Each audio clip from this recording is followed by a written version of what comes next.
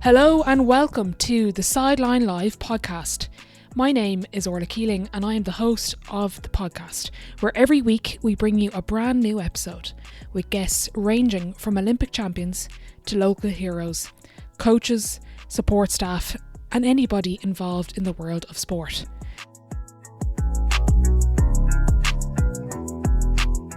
Each week we will dive into different topics, including current affairs in sport, identity, skill, mindset, coaching, and also shine a light on those flying under the radar. So tune in every brand new episodes, new stories and new insights you've never heard before.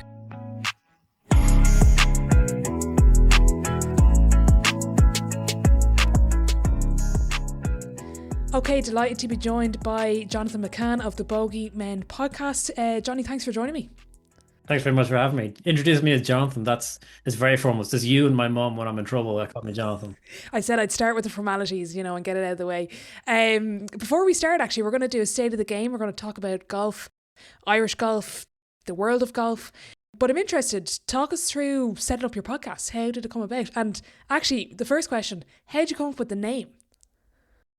So the podcast was, I guess, like a lot of podcasts recently, or that have kind of come up in the last few years. It was a COVID project, and I used to work formerly in Bauer Media. We own Offsball, News Talk, Today FM, and so I was producing podcasts and video content for that group, and I was just like, listen, I mean, I love golf. I'm absolutely obsessed. I started playing golf when I was 11, moved away from the game, stopped playing when I got into college, and kind of like life and drinking and the rest of that kind of got in the way, and enjoying college life too much to go out and play golf. And I kind of got back into it when I was mid 20s, about 23, 24 when I got back into it, and just completely hooked. And so from there, decided, like, my wife more than anyone was like, stop talking to me about golf. Like, you need to find someone else to talk to because I have no interest.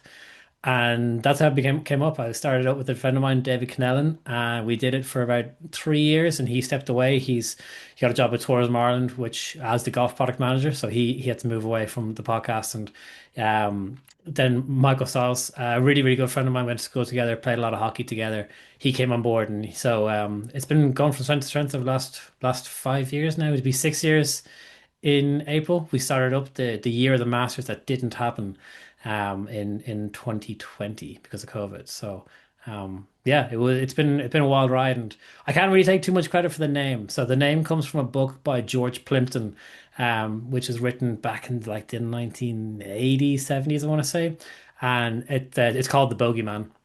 And the idea for that book is it's a regular hacker who lives over in California, got an invite into what is now the Pebble Beach Pro-Am. It used to be Bing Crosby's Clambake, which is basically just a big celebrity Pro-Am. Celebrities and PGA professionals would play, and there'll be a celebrity, a professional, and then two amateurs would play. And he managed to just fluke his way into being one of those, and he won the event.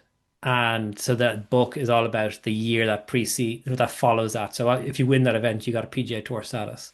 And so he didn't win a single thing, didn't make a single cut. He was absolutely terrible, stank the place out. But that 1 week, he won the week, he won the event, had a great week, and then the book came and followed it. So it was pretty accurate and pretty.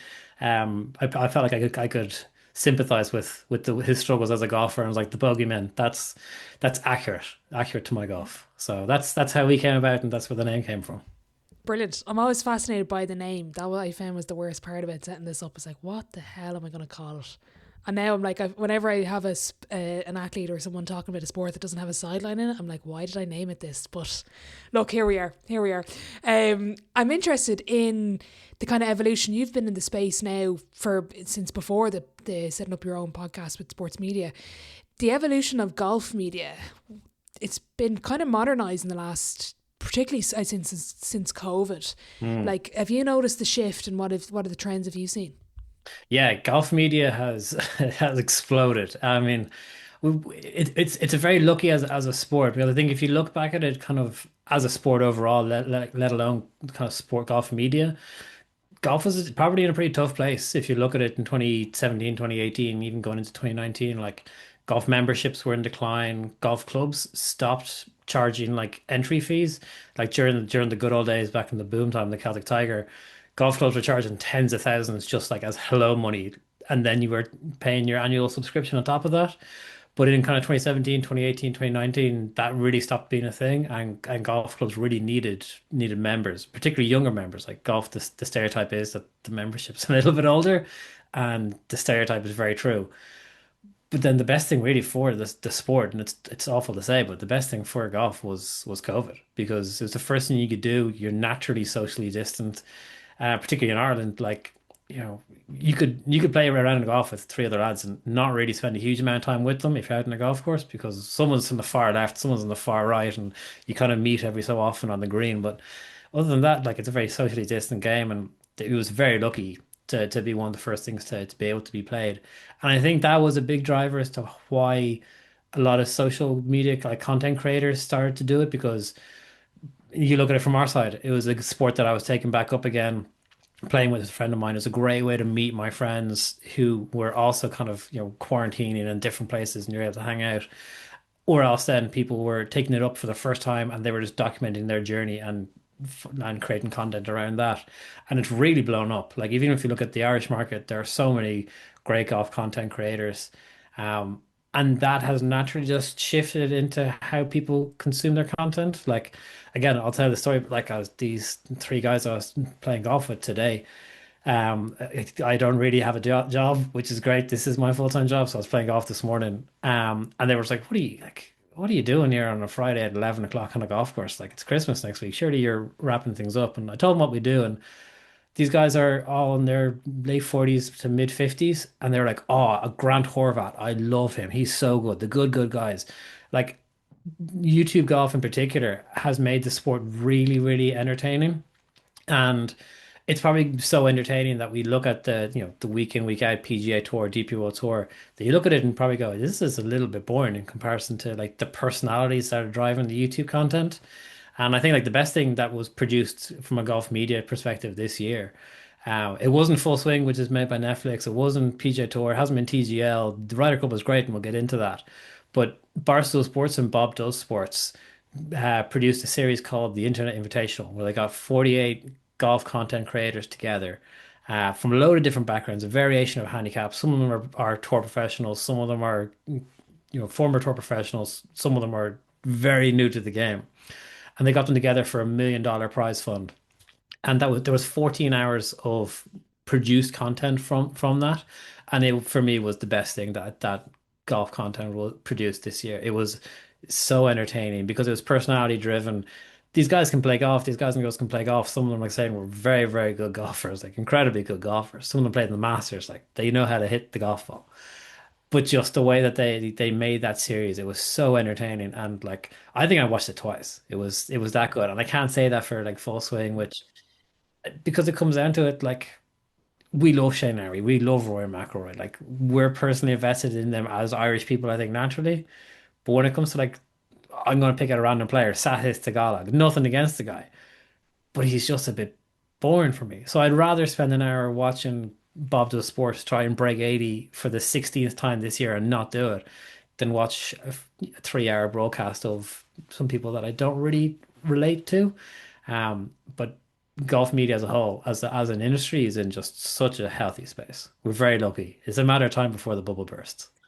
I think you've explained it very well there, first of all, but you've covered kind of so many of the reasons why it's exploded. Like, first of all, because of COVID, because as you say, the natural sport was to go play golf. Second of all, is it's a very accessible sport in terms of the NBA tried to do like a creator league and stuff, but like really you'd want to have played college basketball to be able to do it, whereas with golf it is a sport for life, and generally if you can manage to bring your arms above your head and hold a golf ball, you can hit it to some extent, so you can kind of get random people if you wanted to make up an invitation. I think that's where Caitlin Clark nearly hit someone in the head or something, the basketball player. So you've got like, you can touch on so many things, and they've probably been smart in a way, like in terms of looking at the personalities and the rise in social media, like Bryson DeChambeau doing his thing. They've been very smart for someone that had probably came from a little bit behind. They were quick to the mark. You mentioned Full Swing. It's interesting with golf, like what annoyed me about the basketball one was it wasn't really it wasn't as good of an insight as I found into the golf stuff, because the golf stuff is easier because it's individualistic. Plus, the lifestyle piece is part of golf, where you live in Jupiter and you see around the house and you see the walls, with all the trophies. I remember watching Brooks Kepka and his wall and sitting around was pretty cool. Like, it's naturally, I think, as you say, it's probably a little bit of a bubble at the moment, but I think it lends itself well to the modern culture of media.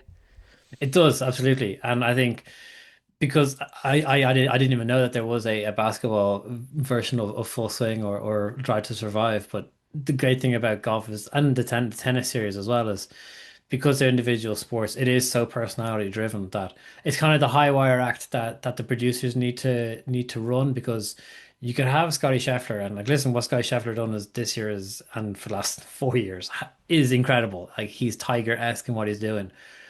But I call him vanilla. He's so clean cut that it's a little bit boring. That for a show like Netflix, like Full Swing or whatever it is, like you need to be entertained. Like, the golf, like every other sport, is an entertainment product, and if people aren't entertained, there are so many options, like traditional sport to content series to now content creators, that if I'm not entertained, I'm switching the channel. Exactly. And you're right. Like, that's the other thing with golf. You have to kind of, like, I thought I loved series one. I thought it was good. Series two is my favorite because I think it was the Ryder Cup, because you had the backs, the kind of you had obviously the plot in every episode, but kind of the underlying plot as well being, will this help me down the line? And then the drama of picking, the picks, and the way they had, the cameras. And I actually listened to Chad Mum doing an episode on how they just sent the camera out to Keegan Bradley's house, and Keegan thought he got it then. They'd no idea.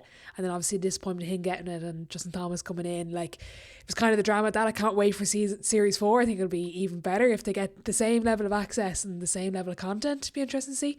But yeah, you've summed it up well there. I think it'll be interesting to see where it goes in the next 5 to 10 years. But I think the main thing is it's a sport for life, and it's a sport that it's traditionally, from you say, the demographic is generally males a little bit older, from their 40s onwards, but we're starting to see, like, some of my friends are starting to sign up to golf now. It's kind of a lifetime sport that if you get in early and you get half decent, you'll be half decent for the rest of your life. Yeah, absolutely. And I think so it's great to hear that friends of yours are getting into it. I think that's kind of reflective of a wider trend that the sport is very, very conscious. I'm very lucky that we work with Golf Ireland quite a good bit, and they're incredibly conscious of getting more women and girls into sport, because I guess if you look at it, like, their their participation numbers were reflective of kind of golf viewership as well. So, like, golf viewership and participation, I'm not going to speak for participation in Ireland because someone from Golf Ireland will give out to me, but golf viewership is in and around like the 90% number of males. And so if you look at that, that means there's 10% of that viewership and that participation number is women, which means that there's such a opportunity to get more women in and get like a lot more women in comparatively to how many play. In Ireland, we're very lucky that I think golf is a very good, approachable second sport for people.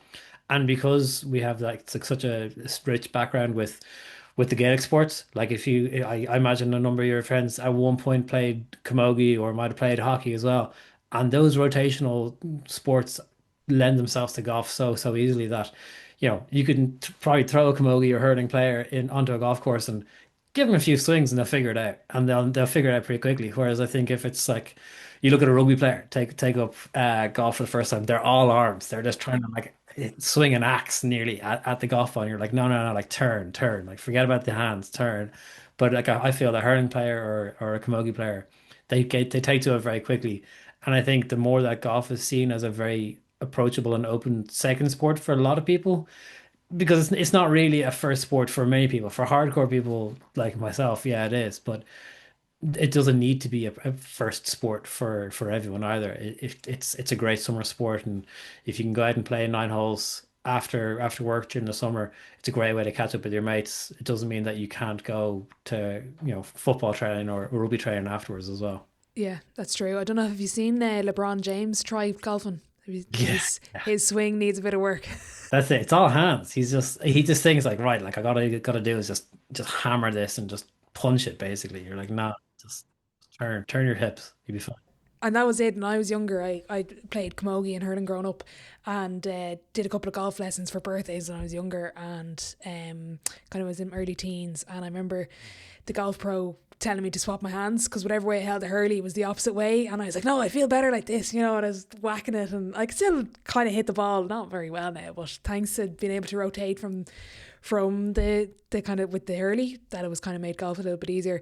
You've probably, as a pro podcast host, it's probably interesting being as the guest, but you've managed to segue perfectly into a women in sport conversation, and would be remiss not to mention Lauren Walsh qualifying for the LPGA tour card, like the third ever Irish woman, is pretty remarkable.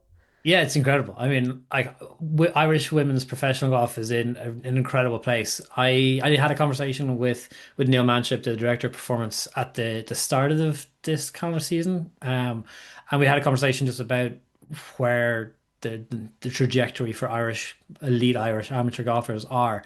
And he was saying, well, if you look at it, like break it up into women's golf and men's golf, women's golf is in such an incredible place. At the start of the season, we had seven women playing on the Ladies European Tour. And there was Stephanie Meadow and Leona Maguire playing over in America on the LPGA. The tricky thing with that was that a lot of success then rested on Leona Maguire's shoulders. And with the rebirth of the KPMG Women's Irish Open over the last 4 or 5 years now, it really was built around Leona's calendar. Leona's going to be there, and it's going to be her show essentially, and everyone else is kind of a support act from an international perspective. But what's been great is we've seen the likes of Lauren Walsh, who I'll dive into now properly, but then like even like Sarah Byrne, Anya Donegan, who played like just like stole the headlines when she played the US Open as an amateur a couple of years ago. Annabelle Wilson, like, and there's so many players that have now broken onto the Ladies European Tour that we've got a really, really strong representation. And if Leona is kind of the pioneer for that, the first person to have taken that baton and run with it is Lauren Walsh. So she played her first season there on the Ladies European Tour and just took to like a duck to water. She did incredible stuff in Wake Forest as an amateur, won NCAAs, won national championships, won individual titles. And I remember when she was winning all those things, the way she went about those wins, I said on the podcast that she looks like the consummate professional. Gets to a level, gets comfortable at that level, plays there for the year, and then moves on. And that's exactly what she did this year. She hasn't got her first win on tour yet. And it was funny, I was chatting to her agent about it earlier on in the middle of the summer this year. And I was saying that, like, from being in the industry, I was chatting to him, we're all kind of getting a little impatient for her to get the win. And that's not like a negative thing. It's that she was getting like 6, 7, 8 top 10 results in a row that you're just like, she's right there. She's on the cusp. And she's done brilliantly now. She cruised through Q School on for the LPGA, and to be the third person to play over in the States in very, very quick fashion. I think it's a matter of time before she gets a win, and like she's going to be over in the States for a long time, which is brilliant. It means we're going to see more of her on TV, which is because the LPGA just gets more coverage than the Ladies European Tour does. But it also means that she's going to bring that experience back to the Irish Open when it happens in August in 2026. And it'll just be a bigger and a better event. And like Lauren, if you haven't met her, is also just like the nicest person ever. Deadly. Well, that was I was looking at in terms of she's finished 10th, hasn't won, but she's amassed a nice €360,000 for herself, since going professional, which is in the world of female professional sports is quite a hefty number compared to what we're used to from other sports. She's peaking at a good time in terms of earnings from a women in sport perspective. For sure. And I mean, if you're going to be completely kind of cynical about it as well, the Ladies European Tour, their budgets and their prize funds are probably about like 40% of what they are on the LPGA. So like Lauren's earning capacity is going to be huge. It's going to really skyrocket now over the next year or so. If you only watch Full Swing, you'd think that golf is all private jets and 5-star hotels. It's absolutely not. And I think the women playing on the Ladies European Tour will tell you that it is definitely not all private jets. But to have earned, I think that makes the earning that she has had this year, all the more impressive because the prize funds aren't massive on the ladies European tour. They're good. They're much better than what they have been over the few years. But like I said, they're like 40% of what they are over in America. So to have amassed that kind of earnings off the back of just very, very good play is incredibly impressive. Yeah, yeah. I was looking at it here. If the number, it's like the total prize fund is 132 million for the level that she's gone to now. Like it's 33 events, 13 different countries. Hopefully she'll get her first win. I'm sure that'll be a nice hefty number as well. But it is cool to see. Why are we seeing such a like, I don't want to call it the golden era of women's Irish golf, but like why are we seeing such drastic improvement? I think it's a combination of, well, there needed to be a first, and so like if you look through the women's like the LPGA history, like Stacey Lewis and like Annika, Lexi Thompson, although Lexi's like the same age as me, and I'm talking about her as being a pioneer, but she did start playing professional golf at 14, so she's a pioneer for a number of reasons. There needed to be a first, and like the women's game is, I mean, if you like lots of other organized sports, is a much younger game than the men's side. For years, women who didn't play golf, like golf in particular, was like the moniker was gentlemen only, ladies forbidden, for better for worse, like for definitely for worse. Like there wasn't a women's tour for a long time, and so the progression from that has been fast. And so after seeing off the back of seeing Annika and Stacey Lewis and the rest of those pioneers, Leona Maguire and her sister Lisa were our first two shining lights. And what they did from an amateur perspective was incredible. Obviously, I think just until last year, Leona held the record for the longest run being the world number one amateur, which is incredible. And I don't think we talk about that enough as an achievement in golf at all. If a male counterpart did that, we'd still be harping on about it. What Leona did as an amateur was just insane. And she was very much a pioneer from an Irish perspective of this next crop because I think like Leona's in her early 30s, maybe 31, 32. And so now there's this cohort of players coming out of college who are 10 years or so younger than her. So they would have all been coming through this or starting their amateur playing careers and playing on one or two teams with Leona or seeing Leona as they're playing kind of girls' competitions and she was playing women's competitions. Um, and so they are her inspiration.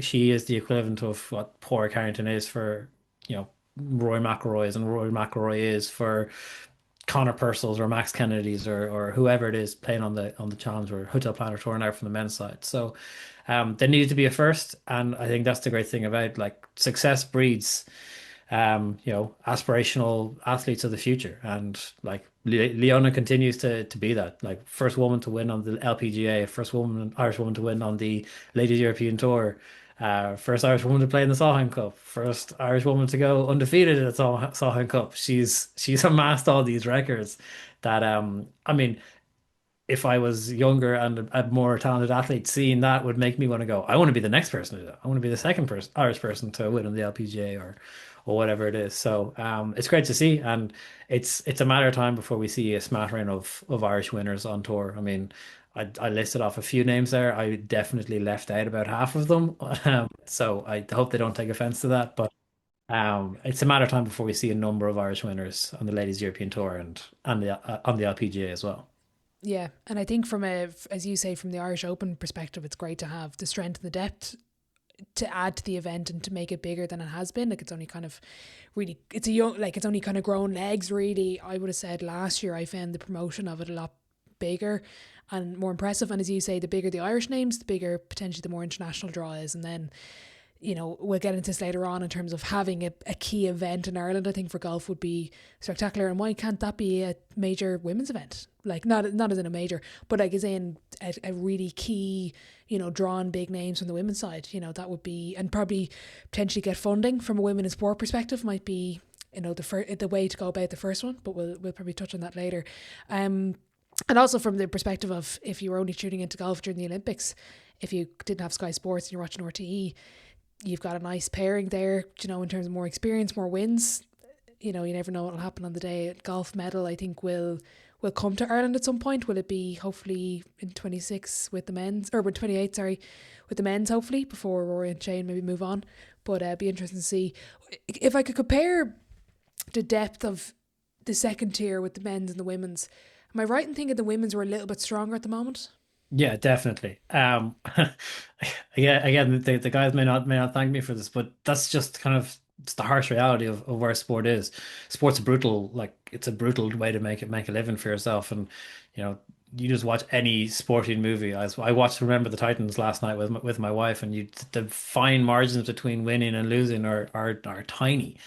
And unfortunately, our Irish men are probably just coming out on the wrong side of those fine margins and have been probably consistently for the last 4 years anyway, really. COVID kind of hurt a lot of young guys that were looking to turn pro earlier. They held off for a couple of years to see what like because a lot of the tour status and kind of elevation status for players changed to try and protect the guys who were playing on tour so that if they lost their card they weren't going to into this abyss.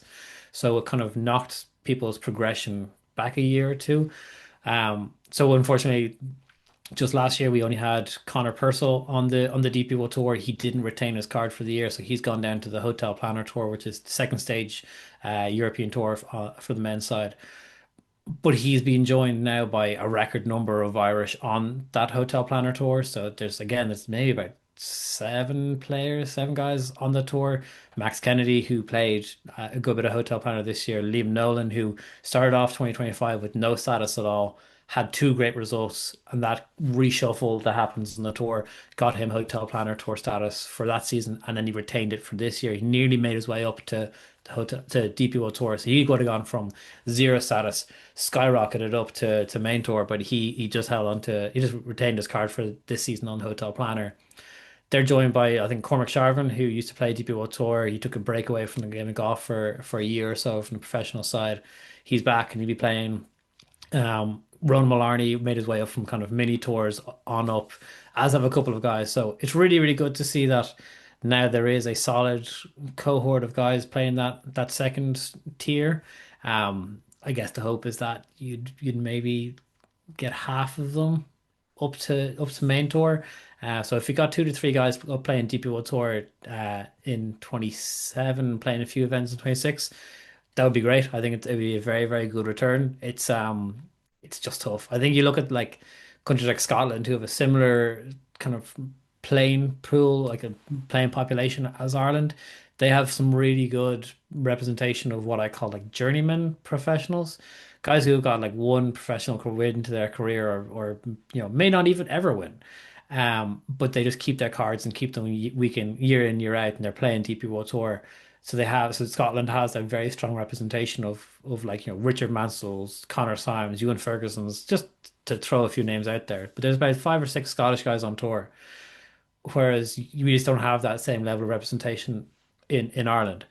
The flip side to that is we have some of the biggest names in the game of golf. So which would you rather have? Would you rather have four, five, six guys playing DP World Tour week in, week out, year in, year out, or would you rather have the biggest name in golf at the moment, and another top 10 player, or and then have a bit of a golf is the wrong word, but a bit of a gap between those guys and where the rest of them are. That's not to say that Max Kennedy or Connor Purcell can't vault their way up there. I'm sure if you asked either of them, they would have 100% confidence in their ability to become a top 10 player in the world or a number one player in the world. Um, they're just not playing at that level just yet. Yeah, I interviewed Max for a radio station there last spring, and he told me he was going to be the first Irish player to do career Grand Slam. He'll have to maybe change that answer now. Tom McKibbon, obviously he's representing Northern Ireland, but is from the island of Ireland. Is like he's obviously extremely good player. Sorry, for anyone that doesn't know, I was supposed to go to Florida and then COVID, as you mentioned, kind of changed his plans and went professional at 18. Kind of changed his kind of pathway a little bit going down the live route. Is he the next best thing to Rory and Jane? Short answer is yes. Tom's a fascinating case study because he's always done things his own way. He's always plowed his own field. So yeah, COVID came. He decided not to go to college. He would have been very young to go to college anyway. And then you can look into the politics of whether he got picked for a Walker Cup team or not, and whether there was politics or not. But he didn't get picked for a Walker Cup team, and basically decided, you know what, forget this. I'm going pro. And it was the best decision he's ever made. He's surrounded himself by incredibly smart people. His team are really good. And again, like I was saying about Lauren Walsh, he's also just an incredibly nice young man. I got to walk 9 holes with him during the Irish Open, during practice on the Monday, and we're just having a bit of a chat and just how he's been enjoying the year. Obviously, it was his first year joining Live, and to kind of go back on, just to say, like, he's appeared on Live. He went through what I was talking about with Lauren, just that consummate professional route of, he earned his Challenge Tour card, Hotel Planner Tour card, top 20 guys from that, went on to the DP World Tour. He played a year there, won there, did very well. Then the second year, he got into the top 10 of the DP World Tour rankings, and top 10 players there earned status on the PGA Tour. He ended up not taking that. He played one event on the PGA Tour just to like feel it out and see what it was like. But he got poached essentially, in a very lucrative deal for him. I think he was like signed a 3-year deal at the age of 21 for multiple millions to go and play over and Live. Um, and it was he's the smartest man in the room because he was into two of the majors and he got to play in those two majors. He wasn't really at that time going to go play in the Masters or the rest of them. So he's making millions, playing incredibly well. His team, he's on team with John Ram, Tyrrell Hatton, and Caleb Surratt, called Legion 13. They won the team championship this year. He's played incredibly well. A number of top tens, no wins on Live, but then the best, like, I guess the highlight of his year was in the first week of November, he won the Hong Kong Open, which is on the Asian Tour. And this was maybe about 10 days or so after an announcement was made by the Masters and the RNA, who run the Open Championship, that there are 10 spots for people who win national titles. So like your Irish Opens, your Hong Kong Opens, the Scottish Opens or whatever. Uh, they would earn a place in the Masters and the Open Championship in that forthcoming year. So when Tom won the Hong Kong Open, I think it was the second event straight after that announcement was made, and he earned his place in the Open Championship and the Masters for 2026.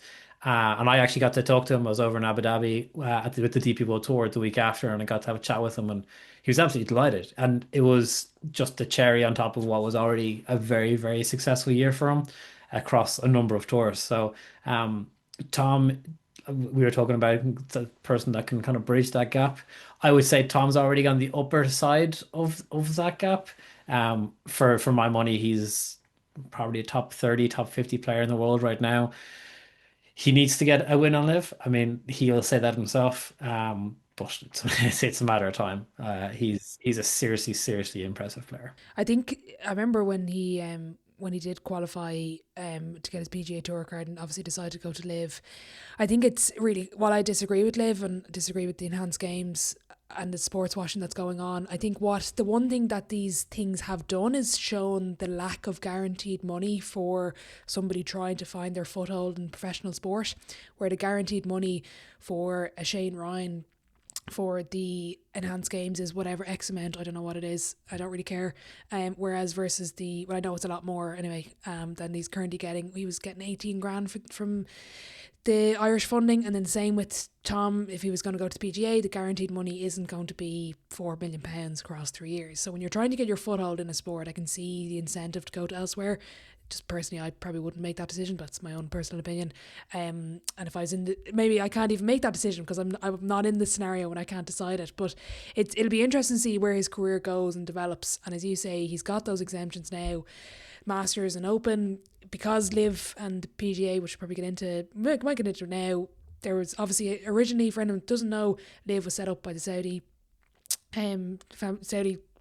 Arabia to put together money, similar with the football. And long story short, PGA were very against it. Now they're going to come together at some point. Johnny, is it going to happen? There's no rumblings. Like there was this big thing, oh, we're going to work together, and then there's been nothing since.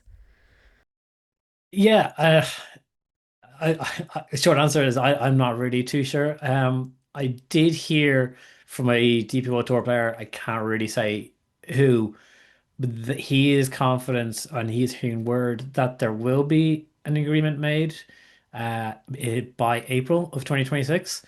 Um, now, Donald Trump said he'd have that agreement signed and done in 15 minutes, and that was about a year and a bit ago. So, there's a lot of vested interests and interested parties in between the PGA Tour and Live, and it's it's a slow mover, to be honest. There hasn't been a huge amount of movement on the Live front. No real progress was made on that PGA Tour agreement between the two of them.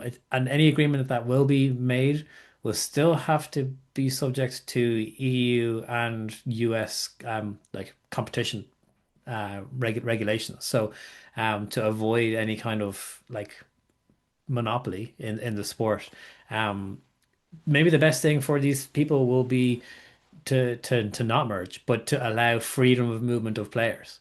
We already have that on the DP World Tour. Like Tom McKibbon can play in any DP World Tour event as long as he pays his fine and maintains his membership.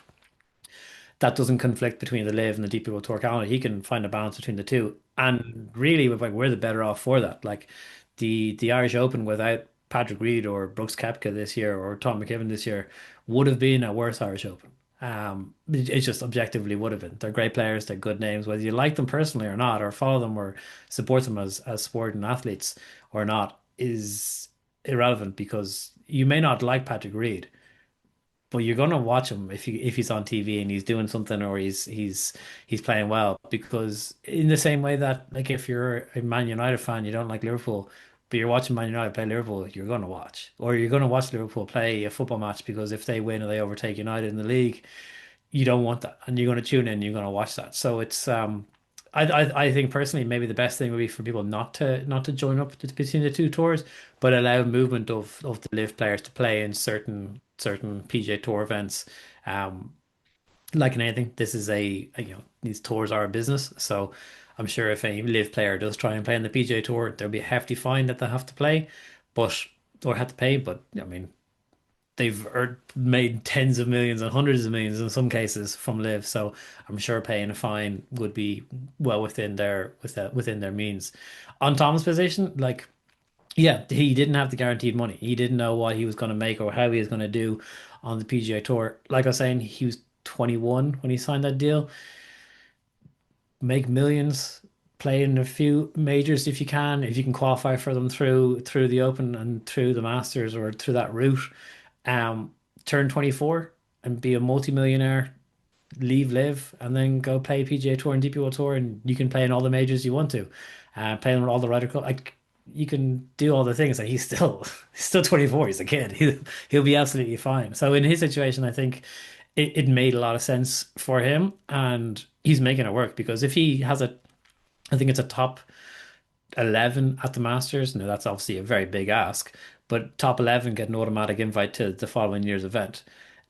With the Open, it's a top 20 plus ties, which is absolutely doable. Like Tom's an incredibly good athlete that he could do that. So he could get the best of both worlds and make loads of money. And whether you agree with Saudi Arabia's public investment fund or not, um, Tom McKibbon's making it work for him, and the golf's a better for it having him play in those majors.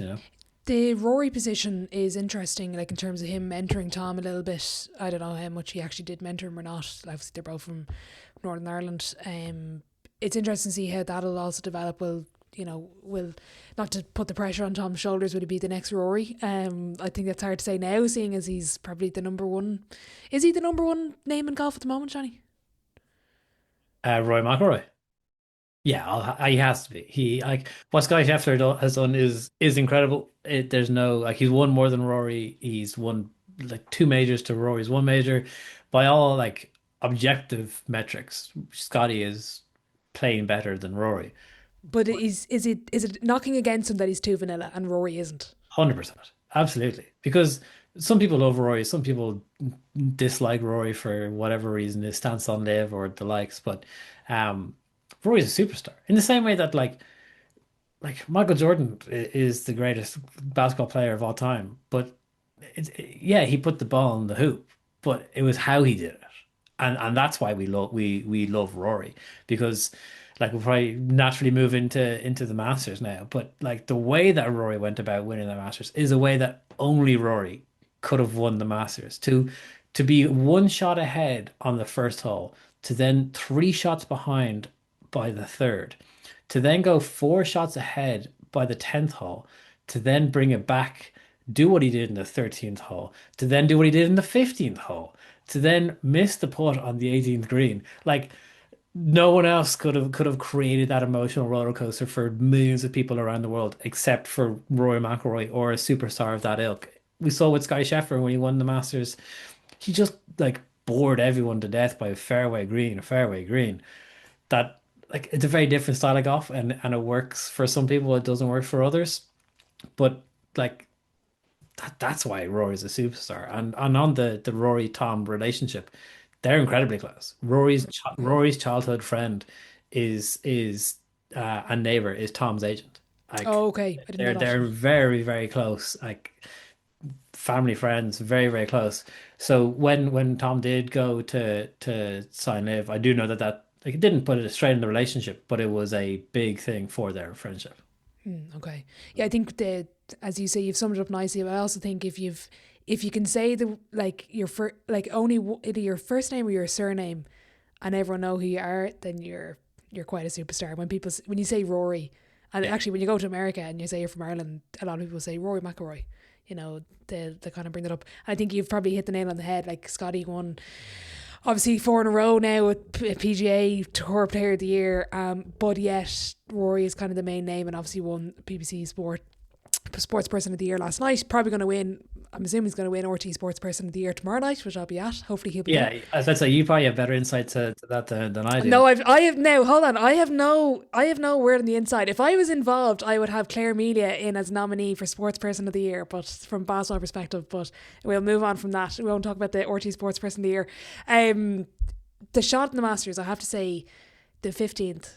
The trajectory of the ball, I actually think I haven't seen much from Nike on that shot. I just think that's the perfect, like, talk Uh, about their branding. Would you not yeah, just add a little kind swoosh. of, it's like a swoosh. I'm surprised I haven't seen that anywhere. Yeah, that was, I mean, my head was in my hands. I nearly couldn't watch that round of eight of his and just the final round. It was like Rory has delivered us the biggest moments from a golf fans' perspective in one year, especially Irish golf fans in such a fantastic way. As I mentioned, he went out there, what was it, one shot ahead on the like a one shot lead, loses that. We were very lucky. My wife and I were at the Masters this year, and it was my first time going, our first time going, um, and it was every bit as magical as you could expect, and then more so. It's like Disneyland, but better is probably the best way that I can describe it. And we were very lucky. We watched Roy during the practice round, and just like we talk about it in Ireland of like how loved he is, and you can see Rory crowds at the Irish Opens and they follow him around. But that's universal. Like obviously we were there on a practice day, so it was a Tuesday, so it was restricted crowds, not as many people are there. But for the people that were there, the vast majority were following Rory. He is the needle really at the moment. Like, and then what he was in comparison to what Tiger was is minuscule as well. So whatever we feel about what Rory was, Tiger was even bigger. But we were driving, we were doing a bit of a road trip around America. So we were at the Tuesday at the Masters, and we were with my wife's family in Nashville on to watch the final round. Spent a week with them, and we left early in the morning because I was like, we can't miss this final round. Like, Roy McIlroy's in contention. Like we have to watch this. And so we pulled up to her family's house, and her uncle steps out and goes, Johnny, I'm really sorry. Rory doubled the first. And I laughed. I was like, there's no way. Like he wouldn't. And he was like, no, he did. And like from that moment on, for every swing, I lived and died by every single swing. And even like in the front nine, when he on the seventh hole, when he hit it into the trees and he turns to Harry, he goes, "I see a gap," and like the camera basically pans up because there wasn't a gap. Like there was only a gap that someone like Rory McIlroy could see or Tiger Woods could see, and that was the closest kind of round of golf that Rory had, where it was like Tiger's highlight reels kind of built into 18 holes, and it was incredible. And I remember texting Michael, my co-host on the podcast, and texting friends because everyone was texting because everyone was talking about this. This like the importance of what this round was to the golfing world can't really be understated. This is I don't know what age you are, I'm not gonna ask, but for my generation of like 33, 30 something year old men, this was 1986 and Jack Nicklaus winning his last green jacket. This was 1997 and Tiger Woods blitzing the field of the Masters, like in his first professional appearance. This was as important for our generation of golf fans. If you're a Rory fan, hands down, it was huge. So then when he's that four shot lead making the turn, we were all like, "This is grand. Like Rory's going to cruise today." In the bag. That's it. There were one or two dissenters, and I remember I've taken receipts. There were one or two dissenters who were saying, "No, no, he can still throw this away from here." And I mean, they'd make the argument that he tried his best to be to be fair to give it away. But when he hit that shot on 13, that little chip shot, and it rolled down into Race Creek, I couldn't believe it, and like I don't think I could even speak because my head was in my hands. I was like, "What's he done?" Like he didn't need to go at that flag. He didn't need to attack it, and um, that was just terrifying. It's probably the only word I can use to describe it because then all of a sudden you have Bryson DeChambeau who's playing next to him and Justin Rose just went on like the run of his life out of nowhere. People were like, "What are you doing?" Like just let Rory have this one. Leave him alone. You can have next year, please, God. But it was terrifying. And then he pulls off that shot on 15 with a massive like he wouldn't call it a hook, but so a sweeping draw to hit it absolutely stone dead. But then even the shot that he hit into to 16, the par three, that's not your typical pin. We're getting into the very nitty gritty of Rory's final round here now. But the pin that's usually on the 16th green, which is the par three, which is if you are very into your golf, it's the hole where on the practice round, you see players skimming the golf ball over the water and running up to the green. The pin that's usually there on a Sunday is what's generally a bit of a funnel pin. If you hit it into the middle of the green, the ball will naturally fall down, and you'll leave yourself about a 3 or 4 foot putt, maybe a 5 foot putt for birdie. It's generally a bit of a birdieable hole. The pin this year, for some reason, was tucked in the back right on a very steep ledge, which is very tough to get to, especially for someone like Rory who likes to hit a draw. You kind of want to fade the golf ball into that little left to right shot. He dropped it down there, 5 foot right of the flag. It didn't make the birdie putt, but that was a great way for him to just calm the nerves after what he did in 15, an incredible shot in and making a shot back. But to calm the nerves there like he did on 15, make that shot on 16, make the par, move on 16.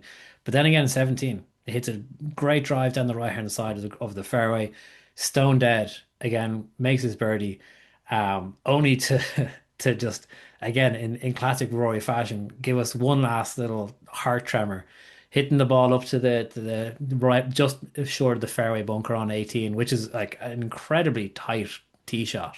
Um, and then hitting the ball onto the green on 18, missing that putt.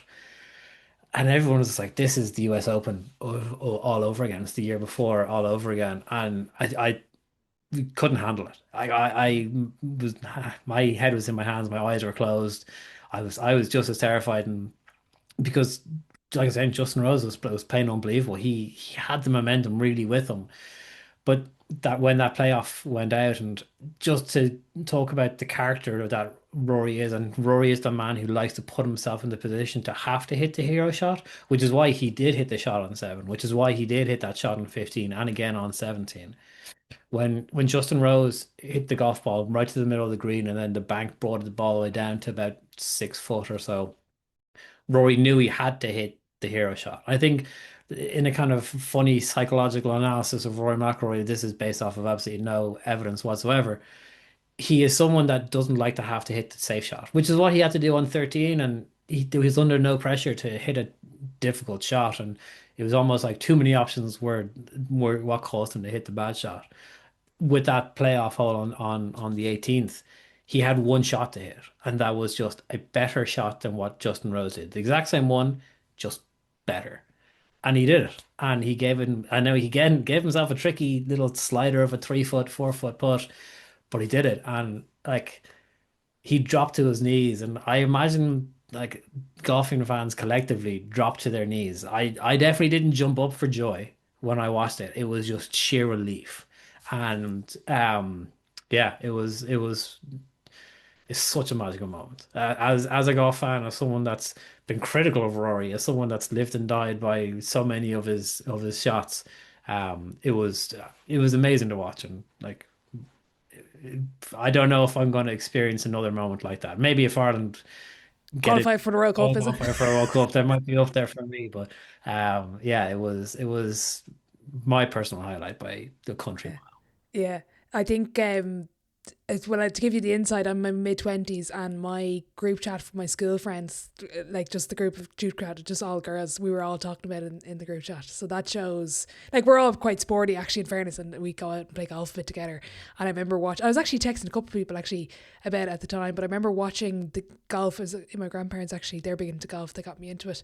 And my granny had lost all faith by the fucking second hole, and but I was watching the RM tracker, Rory McIlroy tracker on Twitter, and you were living by dying by by actual Rory. I was living and dying by the tweets. They were keeping me entertained. But I think for the friend who doesn't know, just the delay and all the setbacks he's had to achieve the Grand Slam, or the career Grand Slam, what made it so special. Like, I'm looking at a photo here at the in terms of being the backdrop of the Rory McIlroy tracker, and just watching the crowd go nuts when he wins it. That, I think everyone there that day, if Justin Rose had won, I would have been obviously happy for Justin Rose, but a little bit disappointed for Rory. So kind of, it's interesting. I don't know. I definitely would have been happy for Justin Rose personally, and I really like him. I've really warmed him the last few years. Big fan of Justin Rose, but in that moment, no, absolutely not. And I think that's the thing with like the Masters was the first major that Rory McIlroy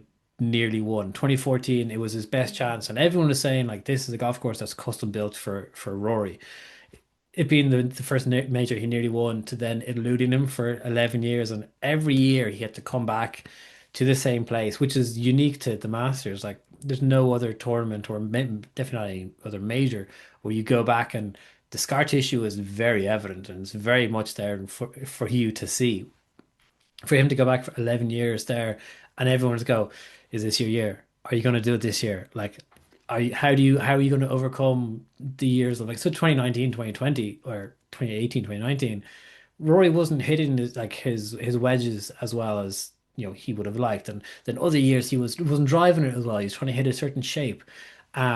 That every year there was a storyline for him for 11 years, which is just preposterous. For that to be something different for him every year, to be what he had to overcome, for him to have eventually just now done it and got it off his back. He joked in Butler's cabin in the interview. He's like, "What's everyone going to talk about next year? Because like I've done it now. We're good." Yeah, yeah. It was you remind me of a line that Luke Donald's wife Diane gave in Full Swing, where she was like, "I have a theory about golf. You're better when you're younger because you've less bad memories of the bad holes." And I wonder, did that play, as you say, the unique thing about the Masters in the same place every year? Mm. There was a bit of talk then when he did win. Like, as you say, the monkey was off the back. He was obviously from a actually, to come back to that point in a second, there is a great saying: you don't rise to the level of the occasion, you fall to the level of your training. I Mm. think Rory actually is the opposite. I think he's one of the very few athletes in the world that will rise to the level of the occasion, and maybe on the days that he could fall to his level of training, decides not to and decides to miss, which is interesting. But I think on that point there was a lot of talk after he won about, I heard some talk, I don't know if it was the end of sport, but there was someone online saying that he could do the career Grand Slam in 1 year. Like, that Yeah. was a bit ambitious. The poor fella was just after completing his life dream, and you can see the emotion on the day. Like there was going to be a come down. There was going to be a piece where he was going to have to come down from that. Like, Yeah, God, that was a fun 24 hours. I remember looking at the calendar after that, being like, he could do it. Like he really could have. It would have been a massive ask. But I guess there's two points to that is if you look at that calendar of events, yeah, he absolutely could have. Like the US Open, it's more of an open like venue for him to go and attack and like, yeah he did pretty well at it. He didn't do fantastic. The Quail Hollow, I at the start of each year we kind of do a prediction as to what tournaments we think, well, what majors people we think are going to win. And Quail Hollow, Rory McIlroy is like that's basically Rory McIlroy Country Club. He's won the PGA Tour event there for the last 5 years. Or he's won it 5 times at least. He loves Quail Hollow. He absolutely adores it. So for me, I was like, at the start of the year, I didn't think he was going to win the Masters, but I was like, he's going to win Quail Hollow. And then Roper Rush for the Open Championship. It's a funny one because yes, he has the course record there. He grew up not too far from there. He knows the place inside out. He, like, by all accounts, had done a lot of practice rounds there in the weeks and months leading up to the Open Championship. But there is still the memory of what he did the first tee shot there in 2019 when Shane won. So, yeah, theoretically, those golf courses all suited him, but he's also such a talent that really every golf course kind of suits Rory McIlroy. But then when it came to the slump, that was a there's no getting around it. It was a massive slump. Not even just by his standards. He just his form just fell off a cliff. But it's completely understandable. He's 36 years of age. From the moment he could walk, he was swinging a golf club, and there's that famous Nike ad of him hitting golf balls into the couch with a little plastic club. Like, what we'll say he's like 6, 7 years of age there. So when your entire being is built toward winning the career Grand Slam, but much about watching Tiger win the Masters and what that meant to him and Jack, watching back Jack doing 86 and the rest of like just growing up watching it, built around achieving this one thing. And when you go off and achieve that one thing, like what are you supposed to do? Like, who are you after that? You've gone and done the thing that you've dedicated your entire life to doing. That when you would do it, there's got to be like an identity crisis to a degree of being like, well, do I just quit now? Like we've done the thing, and he's 36. He's got another 10, 12 great years in him. You look at Justin Rose, just use it as an example, 45 years of age. He's 9 years older than Rory, still competing at the Masters and still doing a great job at the Ryder Cup. Like Roy can still have what's no, 10 years, that's what, 40 more majors in him. How many more could he win? And I think that's where you've got to try and find a bit of motivation. So I can understand where he had that big slump, but God, if he won the career Grand Slam in 1 year, that would have just been outrageous. But it would have been really because Roy's a different person to when Tiger held the four majors at the same time. Tiger was emotionless, whereas Rory is so fueled and driven by emotion. Whether it's like Rory plays great when he's angry. So when I was saying on the podcast that what someone needs to do is like someone from Live needs to say something just to piss him off the week before at the Masters because that's exactly what'll do it. And the Ryder Cup was the perfect example. He was so fueled by showing everyone they were wrong and proving them wrong and one-upping the US fan base that he was spent. He was absolutely spent by Sunday. That kind of like his work was done, but he loves that. He thrives off of like the emotional ride and the emotional battle that could you imagine if you got to the fourth major of the year, Royal Rush? It's such a fairy tale story. Like you wouldn't write it in a script if he had won the three majors leading up to it because he also wouldn't emotionally be able to handle it. He would have like just topped the ball on the first tee this time. It would have nearly been too much for him to handle. But yeah, that would have been a fun daydream to have. yeah, I think even if he had if he had run the Open, it would have like he's had the best year of his life. He's just said that last night when he won the BBC Sports Person of the Year. Like, but if he had won the Open, like that would have been. But look, he probably would take the Ryder Cup over the Open. Yes. Oh, and I mean, he said as much. He said that what was it? The three things he wanted to achieve in his career were winning the career Grand Slam, which he's done, win a Ryder Cup on away soil, which he has now gone and done, and win an Olympic medal. I don't think he said Olympic gold, but definitely Olympic medal. But we both know what color he's actually looking for. So to have done two of the three in the 1 year is pretty incredible. Um, I don't know if he would have traded the Open Championship for that Ryder Cup, but that Ryder Cup just means so much to him because he's also very much aware of sharing it with people. And so to share that moment with his team, but also with like Shane and Ty Fleetwood, who like Rory and people talk a lot about how close Tommy and Shane Lowry are, Tommy Fleetwood and Shane Lowry, but Rory and Tommy are incredibly close friends as well. And so to share that moment and that win with people like that for him, yeah, it's pretty massive. But the Open Championship was kind of a homecoming for Rory and like a celebratory week for him because yeah, Scotty Scheffler won it, but not a single person was rooting for Scotty Scheffler. Even the American press that were over, they were just like God, like Rory is just he's so loved. Everyone talks about it, what it's like at the Irish Open, and we'll probably chat about the Irish Open in a minute, but to be up in Northern Ireland for a golf tournament the year that Rory won the career Grand Slam and the Masters. It's a different level of adoration that he has up there. Yeah, we love him down here, but he is their man. And he struggles with national identity in the early parts of his career. You know, Britain loved to claim him. We love to claim him as Irish. He played for the the Golfing Union of Ireland, which is an all-island body in the same way the IRFU is.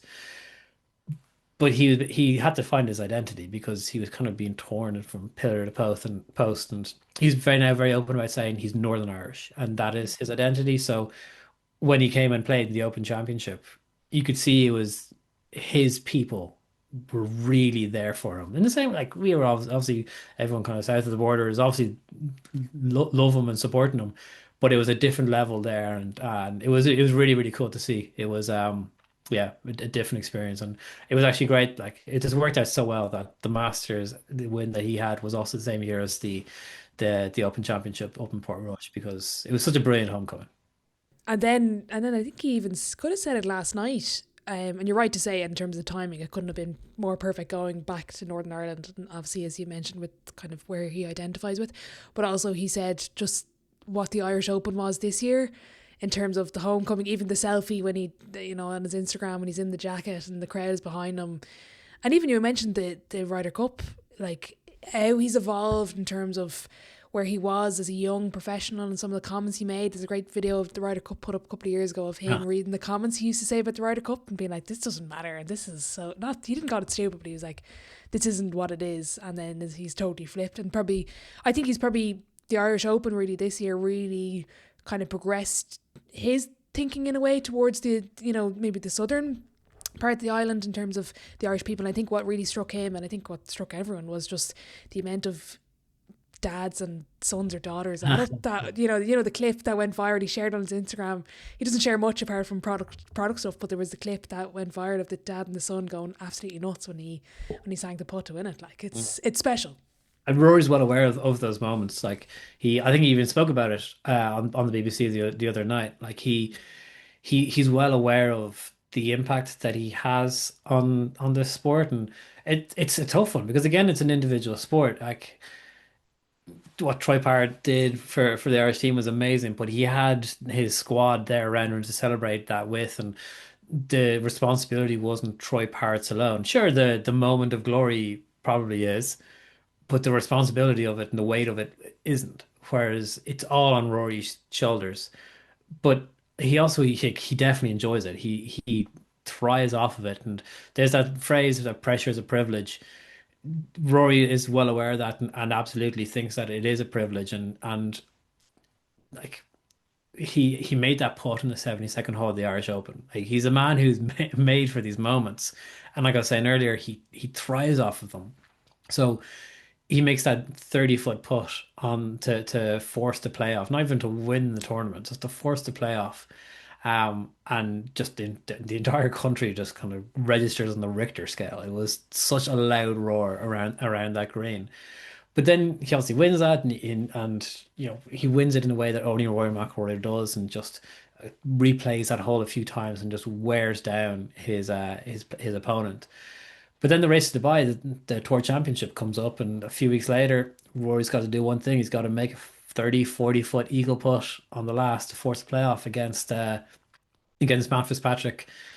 And I was talking to his playing partner on the day, a guy called Rasmus Niergaard Pedersen, and he was saying that he was talking to his caddy, and they were watching Rory kind of stalk the putt and walk around it and figure out what it's going to go. And he said to his caddy, when he makes this, the place is going to go mad. So the people that Rory plays with at this point expect him to make these putts. And like he's got no business making a 40-foot double breaker putt on the last hole in the last tournament of the year to force a playoff. But because it's Rory McIlroy, even the people that he plays against and competes against go, he's going to make this. And it's not in the same way that like you play a match with your mates and you go, I have to think he's going to make it. It's that I follow him in and we have the hole. They genuinely look at him and go, he can't miss. And it's absolutely magic that like he has that ability. And um yeah, I kind of forgot what your original question is, No, but I don't even know. But Rory you've McIlroy. I don't even know. But I've enjoyed that. But it's nearly like it's reminiscent of a sense of Michael Jordan. Like all of his competitors, just like Mike, magic of Michael. You've naturally brought up the Ryder Cup. Like Yeah. I don't know where you want to go or where you want to start. You just fire away. Yeah, well, I guess depending upon who you talk to toss it between Europe winning the Ryder Cup and Rory winning the Kurgan Slam, as like the moment of the year. If you're a Rory McIlroy fan, you can just claim both, like I do, and go, they're both amazing in different ways. Um, it was incredible. It was theater in the lead up to a jury and subsequently after the week. Like the whole story around Keegan Bradley and will he play as a playing captain or should he just captain? Like again, like Rory has found himself and inserted himself into the center of these storylines. I was talking to a former Ryder Cup player who Rory did a press conference a couple of weeks beforehand saying, "Oh no, you couldn't be captain and play." And everyone was looking at it as like he's saying Keegan shouldn't play because it'll be no, but it'll be too much. He's actually kind of goading Keegan into playing. Whereas this former player was saying actually the opposite because Keegan was such a good player and was in very good form that Rory was basically kind of, almost doing like a double negative, trying to be like, no, no, no, we actually don't want Keegan to play because he's a very good player and whoever is up there in his place won't be as much of a dog in the fight as Keegan would be. And whether that was what he was trying to do or not, it made the headlines and it got people talking and it became such a narrative that it became a big talking point for everyone going into it. And eventually he pulled away and Keegan said he wasn't going to play and it was kind of a comedy of errors for the US team from the outset. Whether that was pressure from the European team, because as bad as the US team were, Europe's superstars were equally as impressive. Like Tommy Fleetwood going unbeaten, Rory McIlroy doing so well, Victor Hovland, who had a very bad year by all accounts, had no form on the like opening ceremony, the day that Thursday, he went to the driving range and came from the driving range to the opening ceremony, turned to Shane and was like, I found something. And Shane literally, there's a video of me, grabbed him by his shoulders and started shaking him with joy, being like, yes, let's go. And Victor just carried that feeling all the way through. Matt Fitzpatrick, who before the Ryder Cup in Italy had a very bad Ryder Cup record, but he and Roy did incredible things in Rome, and that pairing carried it through into the first 2 days, and um, they did such a good job of building such a gap and such a chasm between the two teams that all they really had to do was kind of hang on, and there was enough for Sunday. US team was always going to bite back at some way in the singles.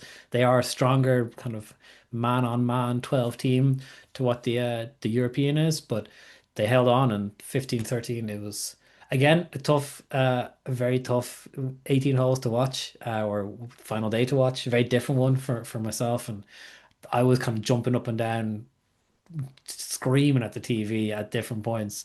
Whereas with the Rory moment, you just were silent and terrified. But yeah, it's a funny one because I think that this opens up a very serious question for the US team going forward. Um, like a lot's been made about how the European team is so united and how they're all so close and so friendly. I've already spoken about how Tommy and Rory and Tommy and Shane are very, very good friends.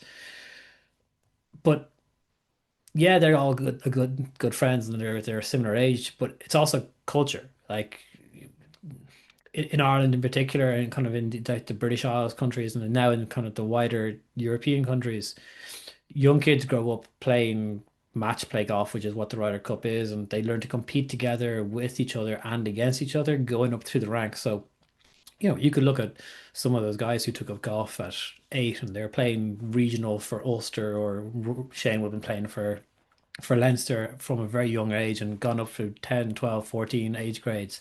In the same way that kids do playing other team sports, and they learn to work as a team and play with each other and for each other. Um, and so Europeans have gone up through the years learning to play golf that way. It's not how they play golf week in, week out on the PGA Tour or DPO Tour, but when it comes up every 2 years, they know how to play for each other. And I did an interview there recently with Sevi Ballesteros' manager Roddy Carr, and he said that Sevi used to call it mano a mano, man to man, learning how to fight for and against each other on the golf course is a great way of just figuring out, kind of like the Michael Jordan thing, just how to get the win and what you need to do to get the ball in the hole. And it doesn't matter how you do it, you just get the ball in the hole and you do what you have to win, not just for yourself, but for the 11 guys and the caddies and the captains and the wives and partners next to you. Now the US team are going to come to Adair Manor, and like, listen, they absolutely could come to Adair Manor in 2027. They absolutely could. I'm not saying that this US team are devoid of the ability to go and have 3 great days and win. Of course they could, but they're going to need to perform to do that. But for the US to kind of build some kind of sustained dominance like what Europe has and is experiencing at the moment, something bigger needs to change, and whether that's run by the PGA of America or the USGA. It's very hard for a professional tour, which have so many, different interests. Because if you remember the PGA Tour, the guy who's 150th in the rankings has the same rights as the guy who's first in the rankings. So it's very hard to define like a culture that everyone's kind of fighting for. Whereas the European Tour players and European players, they've had that from a very young age. Plus, they had the identity of being European and playing for each other and growing up with one another. And something probably needs to change from the US side just to make it more competitive at a sustained level. But I will enjoy this European dominance for as long as it continues. And yeah, I hope it continues at least beyond 2027. I say if the US win in Ireland, I don't think we can handle it. I couldn't handle No, I think, and geez, 100% agree with all your points. I think it goes back to, I listened to Paul McGinley. I literally mention Paul McGinley in every podcast I do. I need to get him on badly. So if you can make that connection, let me know.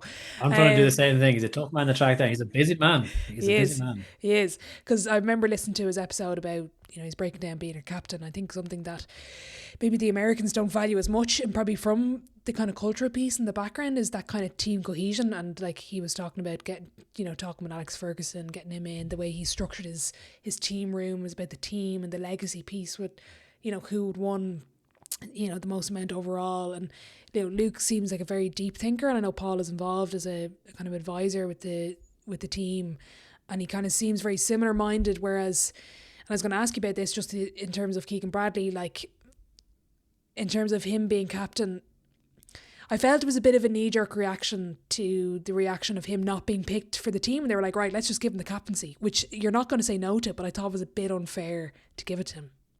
I completely agree. I interviewed Chad Mumm when Full Swing came out. And he's the executive producer of Full Swing, and he was talking about exactly that Keegan got offered the captaincy because the CEO of the PGA watched Full Swing and said, "I didn't know you cared this much about it."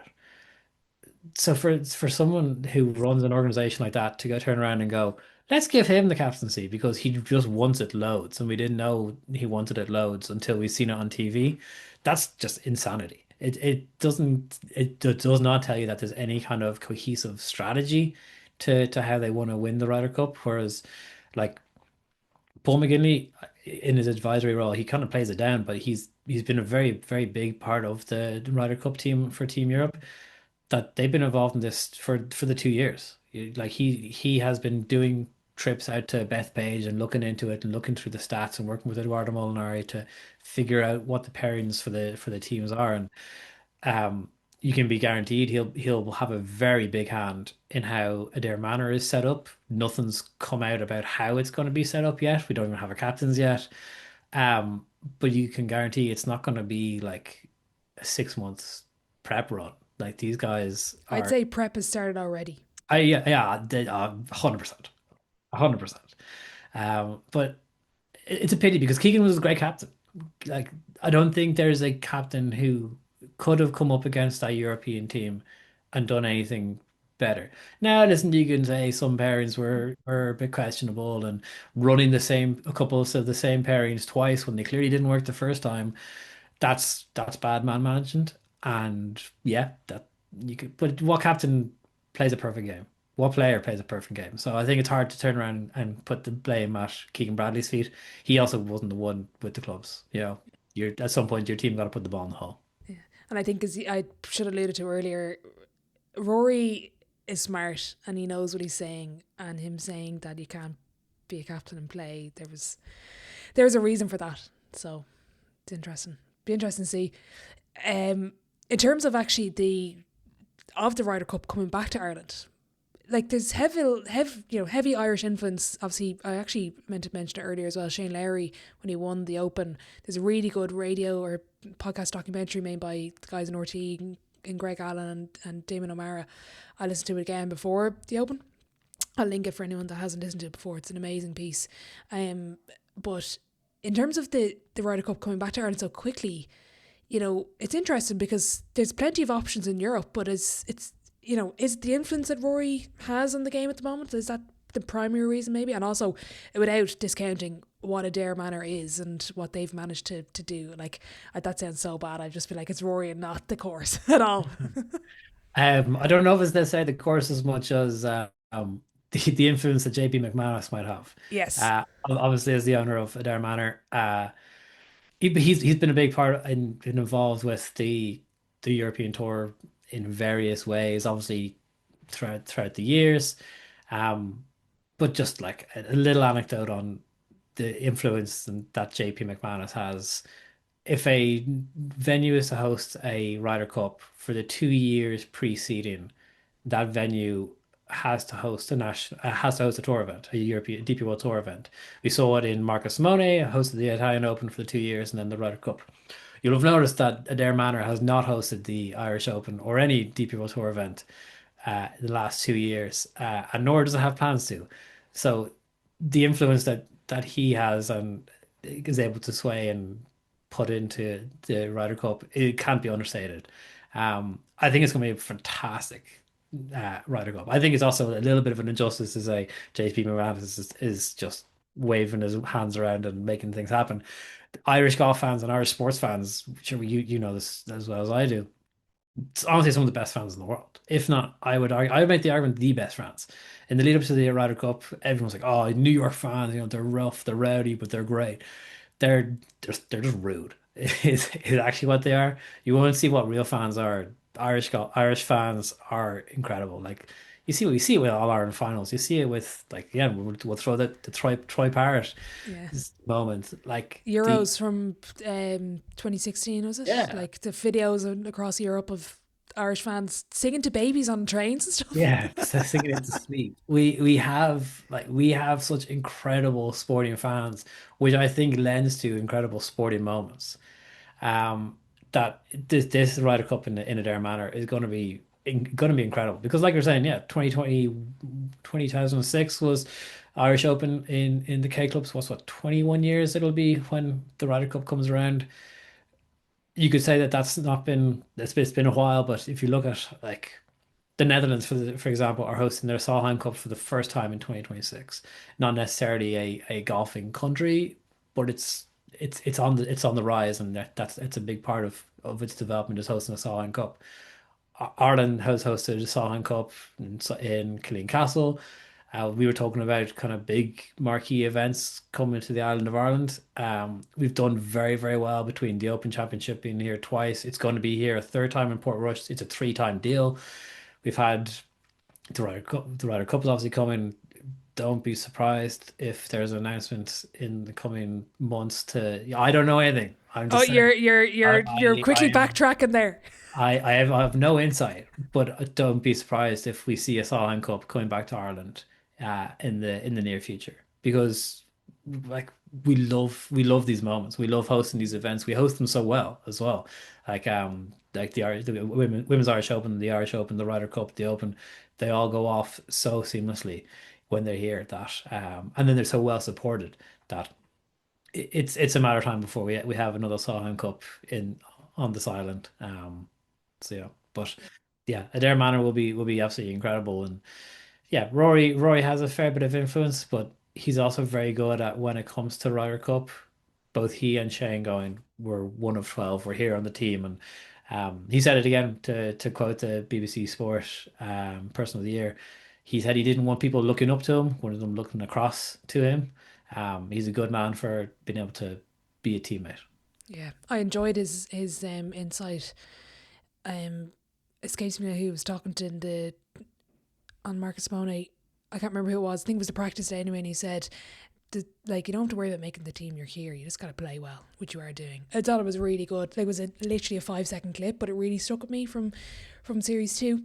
In terms of other. The plan was to do 40 minutes. We've gone probably double over that now, Johnny. That's I'm fine. conscious it's a Friday evening. The other kind of any other business, a couple of things fall under it. Sure. Yeah. Tiger Woods and Nike. That was not something I saw coming. Yeah, it's a funny one because there's so many iconic moments that you kind of just think about Tiger Woods when you think about Nike or you vice versa. Like there's that moment from the 16th hole at Augusta where he had that chip in where the ball just rolls and rolls and rolls and the first time playing the Nike ball. And you honestly, like, if you were to try and create it as an ad, you couldn't have created it better. The Nike ball just sits on the edge of the cup and you just see it slowly fall in as you see the swoosh of the ball. They were synonymous with one another for a long time. And when Tiger went through his off course struggles, both personally and then kind of physically with his health, Nike stuck by him. They were one of the few brands to not drop him, like many did.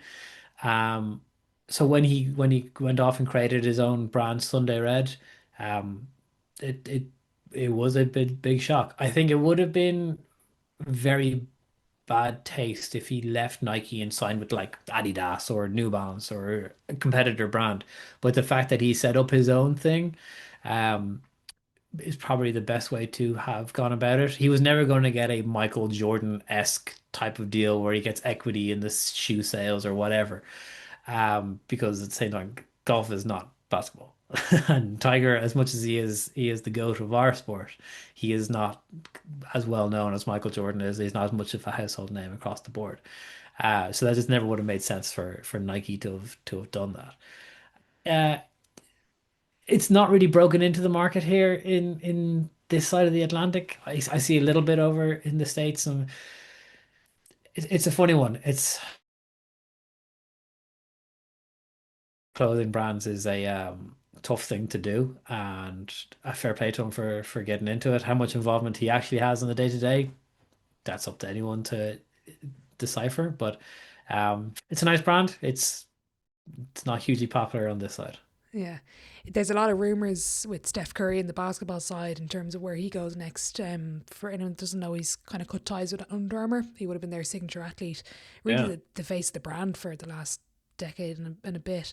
A lot of rumours swirling. He wears a lot of his, his teammates or his friends or other people around the league, their shoes. He's kind of switched up brand wise. The rumour is it'll be a Nike deal that will also do off court stuff, which includes golf, because if anyone doesn't know, Steph Curry is a very good golfer, probably could have gone pro. and if he does do that, there was talk of some sort of collaboration with Rory. Again, that's just me listening to Twitter and other basketball nerds on the internet that enjoy talking about this stuff. So it'd be interesting to see what happens. But the other thing I suppose Rory's kind of done is, setting up TGL and modernising the game. And that was something we saw in full swing as well. He was doing a lot of kind of stuff with there was young communities and stuff like that playing golf. He really wants to grow the game and modernise it. And he was wearing those kind of metaverse goggles as well. He's really trying to push the game forward away from the traditional, a certain demographic would play golf. He's very aware of that. Yeah, he is for sure. I mean, he's not doing it necessarily solely out of the goodness of his heart. He's got an investment company that is doing pretty well out of it. But Tiger Woods and Rory are both investors in Tomorrow Sports, which is the umbrella company that owns TGL and a few other companies that are all kind of in kind of the golf tech space. And Rory's been very smart. He's incredibly again by people he's surrounded himself by very smart people. He a few years back, whenever he started doing endorsement deals, stopped just getting just cash. So there's a few brands that he has worked with and he's a sponsor of, where he demanded equity in that company. And he's really kind of future-proofed himself and being a very, very smart operator that way. And that's really translated into the likes of like TGL and a few other investments. But TGL in particular it's very fun. I don't think anyone can take it seriously. It came up as a way to combat players leaving for live, because obviously there's this crazy money being thrown around there for a while. And this is a way of getting some of the biggest names in the PGA Tour to play indoor golf. It's on a Monday, it's quiet during the quiet time. You're on a roster so that you don't have to play every single week. So if you have a big week, a big tournament coming up or something that you've other commitments to, you can not play and another one of your teammates will play in it. So it's yeah, it's been good fun. I thoroughly enjoyed it. It was a little, it's a little bit cheesy. It's trying to make golf kind of cooler, which it's almost I think when you're trying that hard to make it cool, it comes across so much more uncool. And again, kind of to bring it back to the golf media thing we were talking about at the start of the podcast, it's very personality driven. Like there's one or two player like Patrick Cantlay who is notoriously slow and he just looked like he didn't want to be there. But he was there because he's one of the top 20 players in the world. He's a big name. And he just gave nothing in the first season of it. Like he just, he hit good shots and whatever, but he would hit a good shot and then just like wouldn't react. Whereas there are players who wouldn't be as big a name that I would love to see do it. I'd love to see like an Eric Van Rooyen. He's a South African guy, plays PGA Tour, great player, but he's also a big personality. He's mad into his guitars, mad into his basketball. Like he'll be posting on Instagram, he'll travel with like his golf clubs and his guitar, and he'll go around and he'll just jam around the place. He's not the most out there person in the world, but he's got a little bit about him. I'd love to see someone of that ilk come in and play TGL and just kind of make it a bit more attention grabbing that way, and just a bit more enjoyable from a fan's perspective. Shane's again, he does it very well, and he's got that Irish crack about him. So if someone hits a good shot, or a bad shot, he's very good at chirping and being in their ear in the way that all Irish people are. And there's a few guys that are very good at that, and they've bought into that aspect of it. And the more people that can do that for TGL will make it a lot more successful. It's coming back now in a few weeks' time for season 2. It'll be here in the new year, and yeah, I mean, I'll still tune in. I'll definitely tune in. Will you tune into season 4 of Full Swing? Yeah, absolutely. I mean, of course I was. It's not like the Drive to Survive thing where you talk to like hardcore Formula One fans. A lot of them that I know don't rate Drive to Survive. They're like, it's not accurate. It's not that dramatic. Blah blah. But that's not why you watch. That's not why you watch it for Full Swing. Like you watch it to get a bit of insight into these people. And yeah, I'll absolutely watch. I'll watch it. I'll watch all of it tonight it comes out. Yeah. And in fairness, they do, in comparison to the other series I've watched the tennis one as well, Breakpoint. Haven't watched Drive to Survive, I just can't get into it, I don't know why. But it does actually give a bit more behind the camera, especially starting 5 is the basketball version in the NBA. They also had a USA, it was the whole Olympic basketball version as well on Netflix, which is good. But I think the golf one just gives that something extra. I don't know what it is. in terms of wrapping the podcast, I do want to ask, or I'm going to get to sideline 7, which I haven't actually sent you, and I feel really bad. I've only copped it now. I didn't Oh, send it on to you. God. But I do want to hear. So we've agreed 2025, the year of Rory. Sorry, Scotty. Headlines for 26. What Oof. do you like if we were to repeat this now in December 26? What would be the main talking points? Um, that is a great question. Probably the Solheim Cup. Solheim Cup is in Netherlands this year. Europe have been dominating that for the last couple of iterations. US team, like we were saying, maybe a bit of a brand, like an identity crisis from the men's side with the Ryder Cup. There's definitely one with the women in the US Solheim Cup team. They need to win, to avoid some kind of dynasty level of dominance from the European side. The US team really need to show up. It's against the format's a little bit different between the Solheim Cup and the Ryder Cup, where the home team doesn't actually get to set up the course in the way that they want. It's run by the LPGA who are technically in like a separate body. So the teams don't have as much of a say into course setup, which was probably detrimental to the US team when Europe won it over in the States there. Yeah, just that last time. That's probably the biggest one from my side. It's a pretty quiet major season. Like the venues are very good, but they don't really blow you away in the way that like Portrush is going to was fantastic. The Open Championship is outside Liverpool. It'll be a good venue. The PGA Championship from a men's side has got a little bit of an identity crisis. It doesn't really know what it is as a tournament. The Masters will be great because now everyone's going to be like, what's Rory's menu going to be and what will that Champions Dinner be like? And Rory will finally be there and we'll see photos of Rory and having his Champions Dinner. We'll see Rory and hopefully we'll see Tiger side by side in green jackets at the Masters. Like that'll just be iconic. That's something we'll never expected. They'll probably actually, of course they will. They'll have every living Grand Slam winner there. So they'll have Gary Player, they'll have Jack, they'll have Rory and Tiger because they're the only ones living. So that'll be amazing. We'll see a photo of that. Other than that, I think it'll be a big year for women's Irish golf. To be honest, I think it'll be a big one, and the Solheim Cup will cap that one off. Well, is it a matter of when rather than if for Scotty to do the career Grand Slam? Yeah, absolutely. I kind of just hope it won't be next year because I want. It's been so long that waiting for Roy to do it that you kind of want Scotty to have to wait a little bit. He's been so dominant and so impressive that you kind of have to say like this, like he will do it. The US Open is probably the only major that you say it doesn't necessarily suit his game because the way that the courses are set up, they're really difficult setups. The PGA Championship, um, is absolutely one that it was a matter of time before Scotty clocked that one off. Port Rush and the way it was, I'm not saying it was set up easy or anything like that, but Port Rush as a links venue, the fairways are quite generous. It's a very different type of test to your like English West Coast kind of links golf courses, which is where it's being played now this year. Um, like the venue where it's being played this year, the Open Championship is much narrower, much more exposed to the wind, much smaller dunes, so you're not quite as sheltered. So you can't hit necessarily any kind of shot shape you want. You're going to have to really play the conditions a lot more.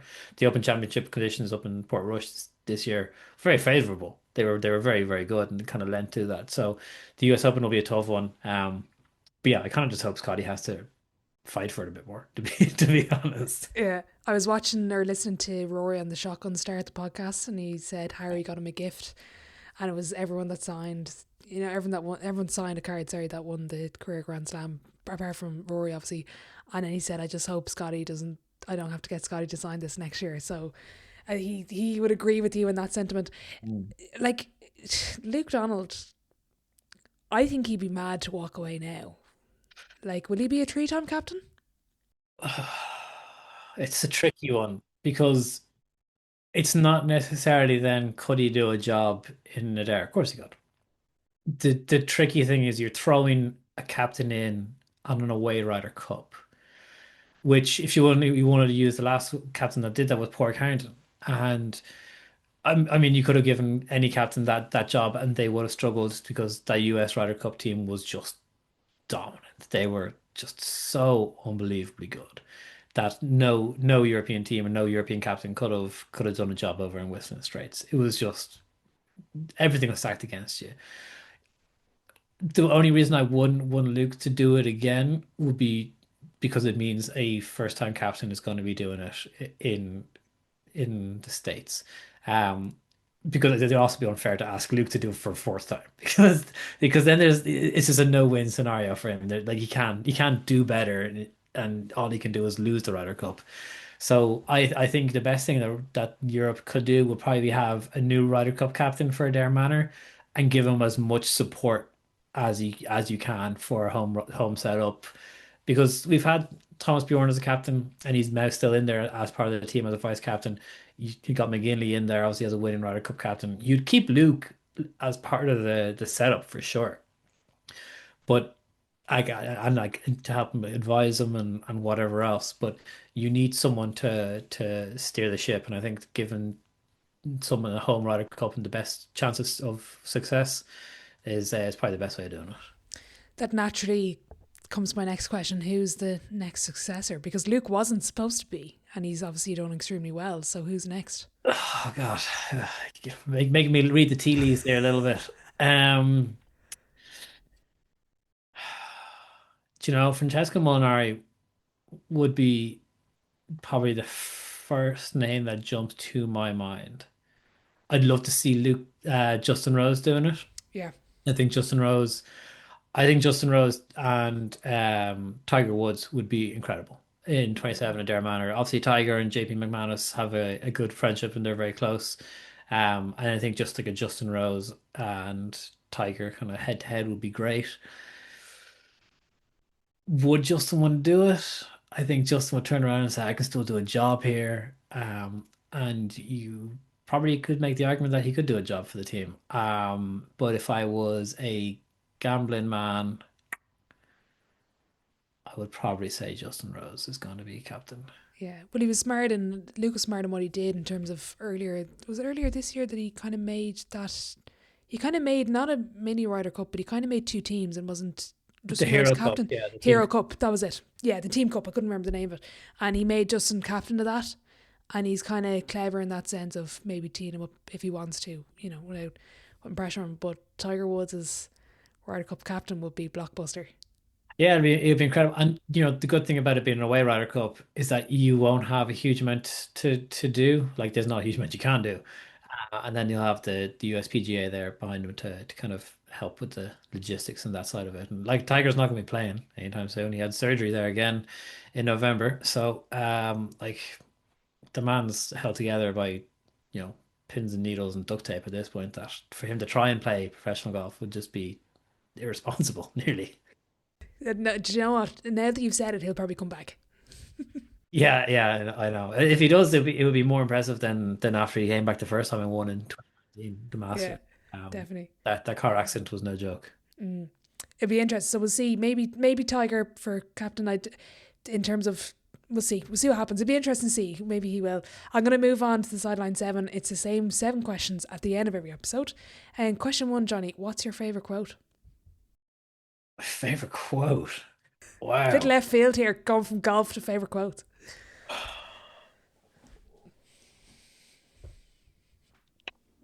Wow. I really wish I got some of these in Yeah, advance. I really should have. I feel No, no, no. terrible now.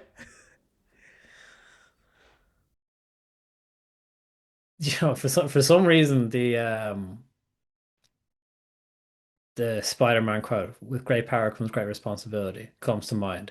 But I don't know why. It's not like that's a quote that I throw around a lot. But let's go with that one. That's the first one that came to my mind. Fair enough. I was expecting something golf related, but in fairness, I didn't give you a heads up, so you couldn't No. prepare. Question two. I think I know the answer to this one. Uh, Best sporting event you've been to? Oh yeah, the Masters by a country mile. I'm very lucky. I've been to some pretty good ones.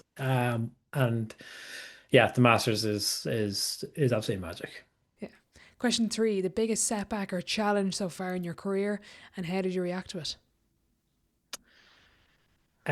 Biggest challenge is definitely trying to do the Bogey Men full time. It's like it's a risky thing to leave a job and to try and pursue something that's like a niche sport relative to your bigger sports.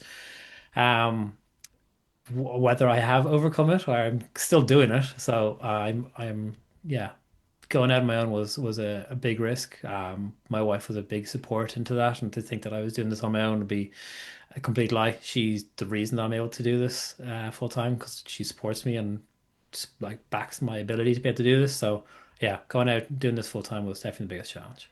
Big, brilliant. On the flip side, your biggest achievement on or off the golf course,